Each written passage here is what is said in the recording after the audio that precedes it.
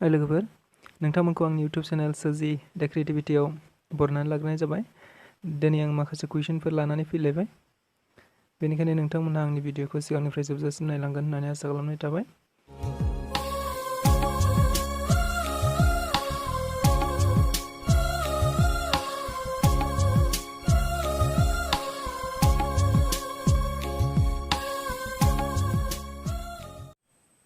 फै जों सोंनाय फारसे थांनि। 1 नाम्बार सोंनायाव दङ जाफि सोदोबा फैदोंमोन, माने जाफि सोदोबा बबे सोदोबनिफ्राय फैदोंमोन जायनि ओंथिया थख' बिलाइनि मुथानो। माखासे थख' बिलाइफोरनि मुथा एबा बान्डोल बेनि गेजेरजों फैदोंनो।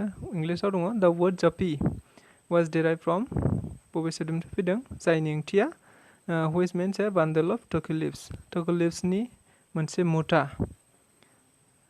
बे सोदोबा बबे सोदोबनिफ्राय फैदों? अप्शन एआव दङ जाफ, अप्शन बिआव दङ जेफ, अप्शन सिआव दङ जाफ आरो अप्शन डिआव दङ जिफ। बेनि गुबै एन्सारा जागोन अप्शन ए जाफ। जाफ सोदोबनिफ्राय फैदोंमोन आरो बे जाफ सोदोबनि ओंथिया जाहैबाय थख' बिलाइनि बान्डोल मोननो। जाफ होननानै बुङोब्लाथ' जों मिथिखायो, जाफि होननानै बुङोब्लाथ' जों मिथिखायो एसामिसफोरनि मोनसे बे बिलाइजों बानायनाय मोनसे रोखोमनि टफि, गल गल टफि, जायखौ बिथांमोनहा गोबां गेदेर मानसिफोरखौ बरायनाय बा गोबां आलासि सिबिनाय माबा माबि खामानिफोराव बिथांमोनहा बे टपिखौ बाहायनाय जायो। 2 नाम्बार सोंनायाव दङ सोर आहम राजाया गिबिसिनै बिहु मोसाग्राफोरखौ रंघर फोथाराव मोसानो हांख्रायदोंमोन? जों बयबो गोसोआव ला। सोर आहम राजाया गिबिसिनै बिहु मोसाग्राफोरखौ रंघर फोथाराव मोसानो हांख्रायदोंमोन? माने which Ahom king invited the Bihu dancers group to perform in the Rangor field? बयनिख्रुइबो गिबिसिन बिहु मोसानाय आरो बे मोसानायखौ सोर आहम राजाया मोसाहोजेनदोंमोन आरो बे मोसानाया बबेयाव जाजेनदोंमोन? रांघर होननाय फिल्डआव बिहुखौ फार्स्ट टाइम मोसाजेननाय जादोंमोन। सोर राजाया मोसाहोदोंमोन, लेंहरनानै मोसाहोदोंमोन? बे जाहैबाय अप्शन एआव दङ पुष्या बर्मन, अप्शन बिआव दङ रुद्र सिंहा, अप्शन सिआव दङ भास्कर बर्मन, अप्शन डिआव दङ सुहुमुं। बेनि गुबै एन्सारा जाहैगोन रुद्र सिंहा। अप्शन बि रुद्र सिंहायानो बिहु मोसाग्राफोरखौ गिबिसिनै रंघर फिल्डआव बिहु मोसाहोनाय जादोंमोन। बियो गुबैयै सना जाहैबाय, मायथाइया जाहैबाय 1694 सोहालागै मायथाइयाव गिबियै बिहुखौ मोसाजेननाय जादोंमोन। 3 नाम्बार सोंनायाव दङ बर'फोरनि देरसिन रंजाथाइ फोरबोआ मा? Which is the biggest festival of the Boros? जों बयबो मिथिगौ। बर'फोरनि बयनिख्रुइबो देरसिन रंजाथाइ फोरबो होननानै बुंब्ला जों बयबो मिथिखागौ। अप्शन एआव दं मागो दमासि, अप्शन बिआव दङ काति फेस्टिभेल, अप्शन सिआव दङ बैसागु, अप्शन डिआव दङ खेराइ फेस्टिभेल। बेनि गुबै एन्सारा जाहैबाय बैसागु। बैसागुआनो बर'फोरनि बयनिख्रुइबो देरसिन रंजाथाइ फोरबो। 3 नाम्बार सोंनायाव दङ गिरखाय फोरबोआ जाबाय दा गिरखाय इज ए फेस्टिभेल अफ, गिरखाया सोरनि गाहायाव होनाय बबे मोनसे माहारिनि फोरबो? अप्शन एआव दङ राभा, अप्शन बिआव दङ गार', अप्शन सिआव दङ मिसिं, अप्शन डिआव दङ कार्बि। बेनि गुबै एन्सारा जाहैगोन अप्शन ए राभा।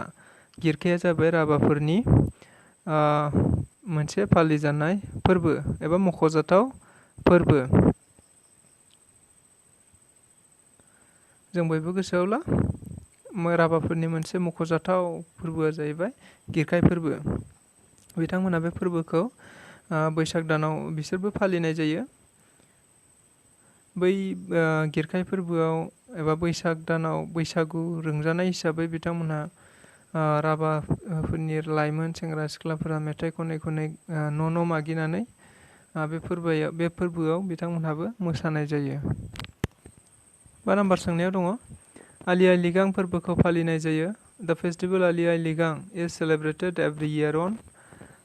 आलि आइ लिगां फोरबोखौ माब्ला फालिनाय जायो? गाहायाव माखासे अप्शनफोर होनाय दं। अप्शन एआव दङ first Wednesday of Paush, option बिआव दङ first Wednesday of Magh, option सिआव दङ first Wednesday of Falgun, option डिआव दङ फार्स्ट वेडनेसडे अफ चैत्र। माने पुस मासनि गिबि बुधबार, माघ मासनि गिबि बुधबार, आरो अपसन सियाव दङ फाल्गुन मासनि गिबि बुधबार, अपसन डियाव दङ सैत्र मासनि गिबि बुधबार। बेनि गुबै एन्सारा जाहैगोन अपसन सि, फाल्गुन मासनि गिबि बुधबाराव आलि आइ लिगां फोरबोखौ जेब्लाबो फालिनाय जायो। सोर फालिनाय जायो? मिसिंफोरा। मिसिंफोरनि मोनसे मख'जाथाव एबा गुबुन गुबुन एग्जामफोराव आनजादफोराव फैफ्लेबाय थानाय बियो मोनसे सोंनाय आरो बियो मोनसे इम्पर्टेन्ट सोंनाय। आलि आइ लिगां फोरबो जों बयबो गोसोआव ला, मिसिंफोरनि बयनिख्रुइबो मख'जाथावसिन फोरबो होननानै बुङोब्ला आलि आइ लिगां। माब्ला फालिनाय जायो होनदों बेयाव? फाल्गुन दाननि गिबि बुधबारावनो बिथांमोनहा बे फोरबोखौ फालिनाय जायो। गोसोआव लादो। दा नम्बर सोंनायाव दङ सग्राम हिसाबा सोरनि लांदांफोरनि मोनसे आबादारि फोरबो? दा सग्राम हिसाबा is a festival of agricultural festival of सोरनि? अपसन एयाव दङ टिवा एबा लालुं, अपसन बियाव दङ सनवाल, अपसन सियाव दङ कार्बि आरो अपसन डियाव दङ मिसिं। बेनि गुबै एन्सारा जाहैगोन अपसन ए टिवा एबा लालुं। लालुंफोरनि सग्राम हिसाबा मोनसे आबादजों सोमोन्दो थानाय एबा आबाद मिरु मोनसे फोरबो। उदां बोथोरनि फोरबोआ जाहैबाय बिथांमोननि सग्राम हिसाबा। बेनि गुबै एन्सारा अपसन ए। बे फोरबोखौ बिथांमोनहा फाल्गुन दाननि गेजेर बाहागोआव जोबोद गाजा गोमजायै खुंनाय जायो। सोरबा सोरबा रबिबार आरो सोरबा सोरबा बुधबाराव बे फोरबोखौ जागायजेननाय जायो। सग्राम हिसाबानि ओंथिया जाहैबाय, सग्रानि ओंथिया गासैबो आरो मिसबानि ओंथिया जाबाय मोसानाय एबा गासैबो जयै गोरोबलायनानै मोसानायखौनो सग्राम हिसाबा होननानै बिथांमोनहा बुंनाय जायो। 7 नम्बर सोंनायाव दङ गाहायनि बबे मोनसेया सनवाल कसारिफोरनि होसिख्रावनाय मेथाइनि बाहागो नङा? Following which is not a part of Sanwal कसारिस स्क्रीमिं सं? गाहायाव माखासे अपसनफोर होनाय दङ, बेफोरनि गेजेरनिफ्राय बबेया सनवाल कसारिफोरनि होसिख्रावनाय मेथाइनि मोनसे बाहागो नङानो? अपसन एयाव दङ बारे मान्त्र, अपसन बियाव दङ बरगित, अपसन सियाव दङ केकान, अपसन डियाव दङ भारी गित। बेनि गुबै एन्सारा जाहैगोन अपसन सि, केकान एबा केकाना सनवाल कसारिफोरनि होसिख्रावनायनि मोनसे मेथाइनि बाहागो नङा। सनवाल कसारिफोरनि मोनसे मख'जाथाव मेथाइया जाहैबाय फोरबोआ जाहैबाय होसिख्रावनाय मेथाइ। बिथांमोनाबो बैसागु बोथोरावनो सेंग्रा सिख्ला माखासे मानसिफोरा सेंग्रा सिख्ला लाइमोनफोरा हरसिख्रावै मोसानाय 7 सानसिमहालागै बिथांमोननियाव बेबायदि हरसिख्रावनाय मोसानायफोरा सोलिबाय थायो। जिखुनु जाया मानो हरसिख्रावनाय गारां जाब्लाबो जायाब्लाबो जाय जेरै हायो एरैनो बिथांमोनहा मेथाइ रोजाब हरसिख्राव मेथाइ रोजाबनानै मोसायो। मेथाइ खनो एबा बे फोरबोखौ बिथांमोनहा फालिनाय जायो एबा 7 सानसिमहालागै बे बैसागु बोथोरखौ बेबायदिनो गारां जाबाबो जायाबाबो हरसिख्राव बिथांमोनहा मेथाइ रोजाबै फालिनाय जायो। 8 नम्बर सोंनायाव दङ रात्रि खफासो जानांगौमोन बे। रात्रि खफाया सोरनि रंजाथाइ फोरबो? रात्रि खफा इज ए फेस्टिभेल अफ, गाहायाव माखासे अपसनफोर होनाय दङ। सोर माहारिनि बे रात्रि खफाया फोरबो? अपसन एयाव दङ मरान, अपसन बियाव दङ देउरि, अपसन सियाव दङ हाजं, अपसन डियाव दङ गार'। बेनि गुबै एन्सारा जाहैबाय देउरि। रात्रि खफाया जाहैबाय देउरिफोरनि मोनसे मख'जाथाव एबा मुजिहाबथाव मोनसे फोरबो देउरिफोरनि।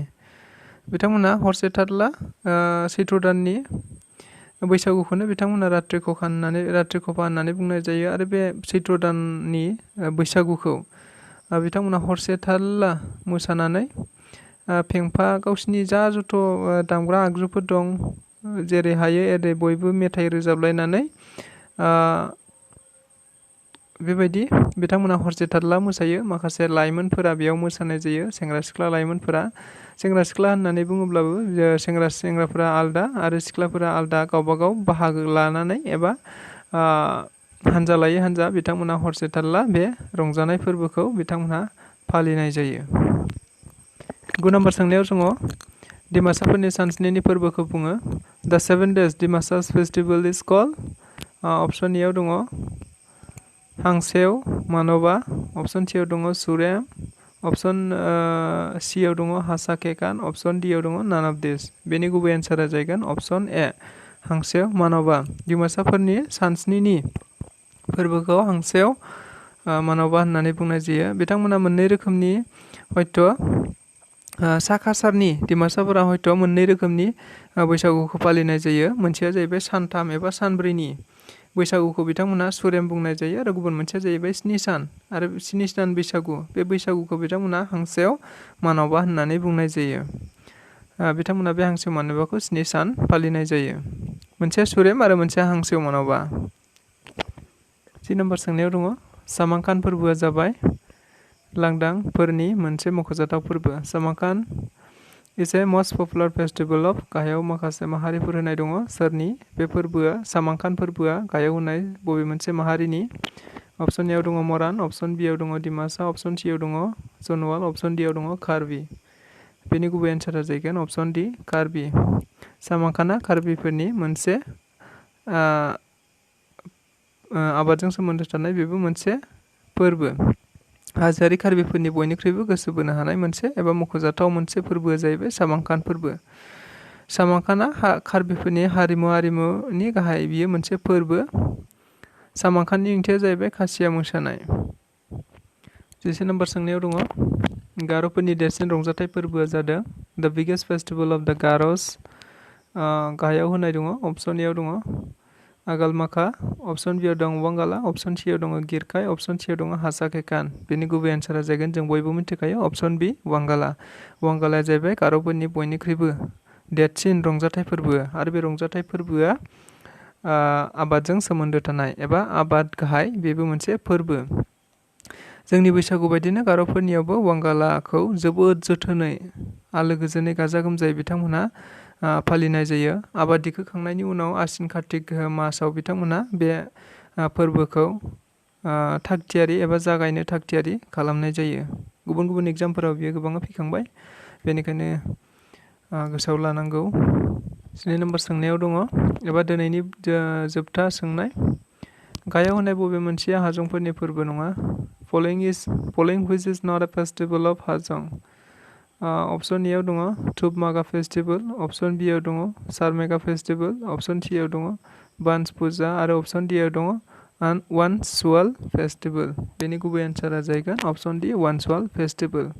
माने मोनथामा जाहैबाय अप्शन ए, अप्शन बि, अप्शन सि बे मोनथामाबो हाजंफोरनि फोरबो, नाथाय अप्शन डि एबा वानसुवाल फेस्टिभेल बे जाहैबाय हाजंफोरनि मोनसे फोरबो नङा। स' लोगोफोर दिनैनि भिडिअखौ बेखिनियावनो फोजोबनाय जाबाय। नोंथांमोनहा भिडिअखौ नायनानै मोजां मोनदोंबा लाइक खालाम, शेयार खालाम आरो माबाफोर सोंनांगौ एबा साजेसन दङब्ला जाहाथे कमेन्ट बक्सआव कमेन्ट खालामनानै फोरमायहरो। आरो नोंथाङा आंनि चेनेलाव गोदानब्ला जाहाथे नोंथाङा चेनेलखौ साबस्क्राइब खालामनानै लायो आरो बेल आइकनखौबो थुनानै होयो जाहाथे आं जेब्लानो गोदान भिडिअ हगारो अब्लानो नोंथांनि खाथियाव आंनि भिडिअआ नुजाहैयो। स' गोजोन्थों।